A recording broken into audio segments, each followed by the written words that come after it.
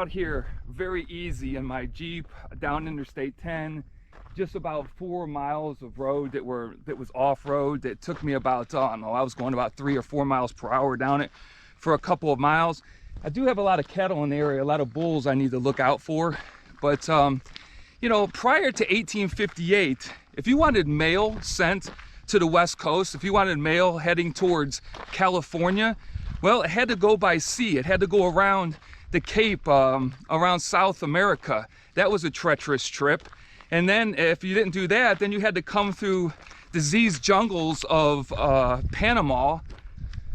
So in 1857, the United States government hired John Butterfield. He gave him a government contract worth $600,000 to take, I'm watching those cattle, to take the overland mail route from St. Louis all the way to San Francisco, California.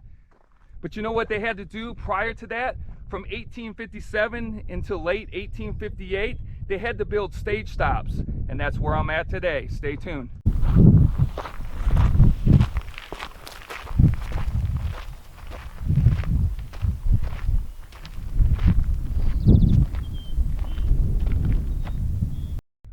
Okay, so upon receiving that contract, that $600,000 contract with the U.S. government for this overland mail route from St. Louis to San Francisco, that covered 2,800 miles of rough territory, and roads were not too good at that point. They were still being built.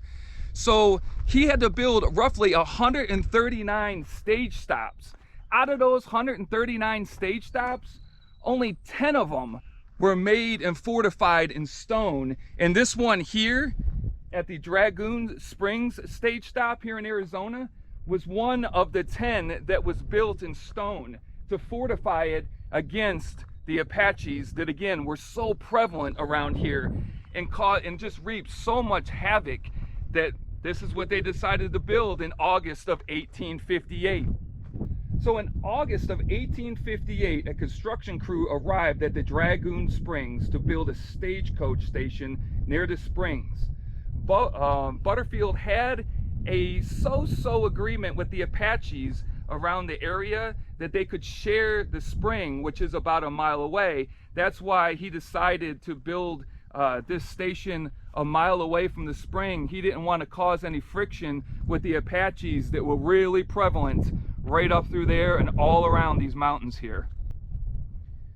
The station was built of rough-hewed mountain rocks held together with clay. It measured 45 by 55 feet and was 10 feet high. So what happens out here in September of 1858 is a murder is committed. And this is what happened. William Buckley, who was the supervisor of this area, he left 4 company men here while he went to the San Pedro River to build another stage stop. Well, with those 4 company men was 3 Mexican workers that they had hired, and they needed help putting the roof on this station back here. Now a gentleman named Silas St. was in charge when William Buckley left.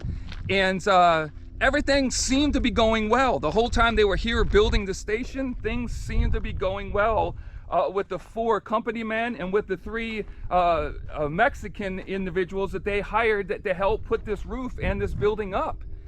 But something happened on the night of September 8th, 1858. Everybody went to sleep. They had a watch, watch posted up here. Everybody took watches during the night. And somewhere around 1 a.m. September 9th, Silas St. was awoken because the cattle were in a stir. Now they had cattle out here because this was a place that they were going to change out the horses and stuff to keep moving towards San Francisco.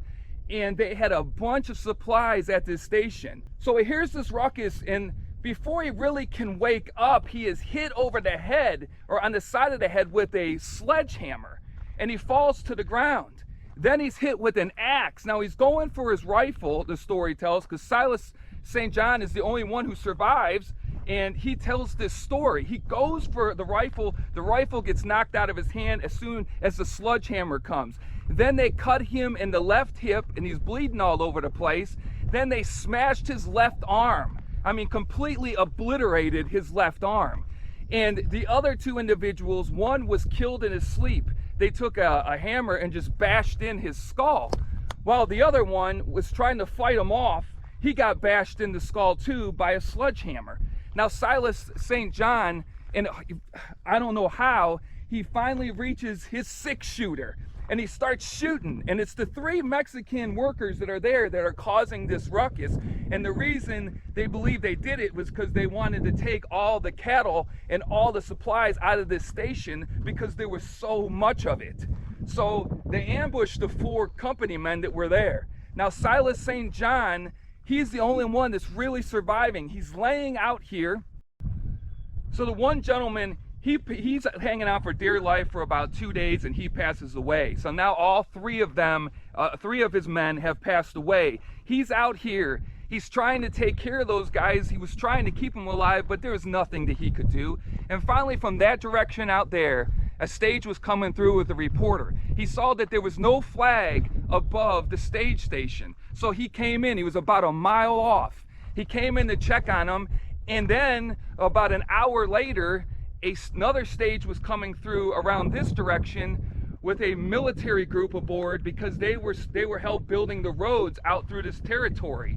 So they come to the station for the same reasons. They don't see a flag up here.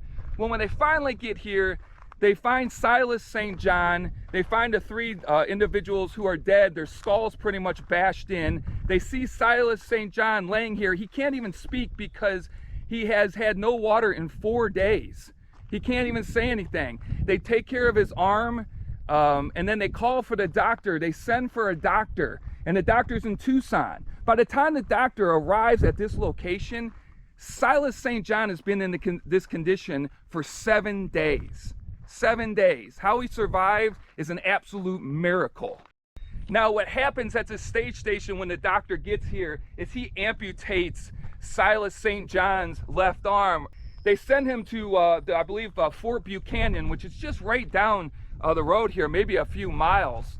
And he is there for about a week.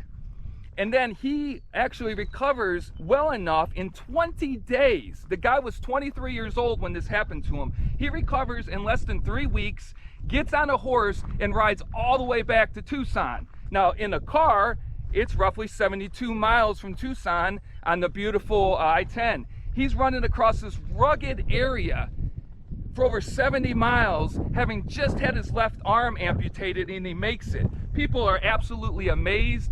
Really quick on Silas St. John, he lives until 1919. He's roughly 83 years old before he passes away, and he works for Wells Fargo. And in California, I think it's in San Diego, they have the Wells Fargo headquarters, and they have a plaque dedicated to Silas St. John and his dedication to the Wells Fargo stagecoaches.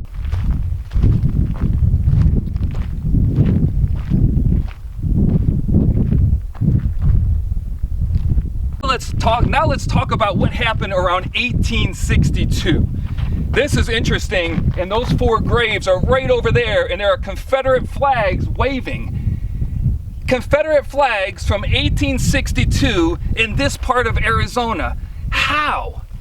Well, let's find out. Because in 1861, the Union soldiers left Tubac, Arizona, where the father of Arizona, Charles Poston, was. The reason Poston left and went to Washington is because in 1861, the Union troops pull out, they move east for the Civil War.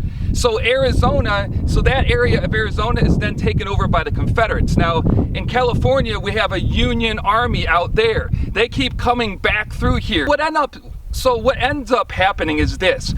The Confederates are in Tucson. They need to come out towards this direction to look around, and they make it right here to this spot. Well, at night, they start seeing campfires all around these mountains here, and that's the Apache Indians. So the Apaches didn't care if you were Union or you were Confederate. You know, they were lukewarm towards us. Well, when they saw that these Confederates were taking over this area again, they decided that they were going to come out of those mountains and they were going to take care of the problem. And they sure did that. They came down, they killed 3 of the Confederate soldiers for sure. They were buried right over here with the 4 Confederate flags and the 4 burial areas stacked with stone.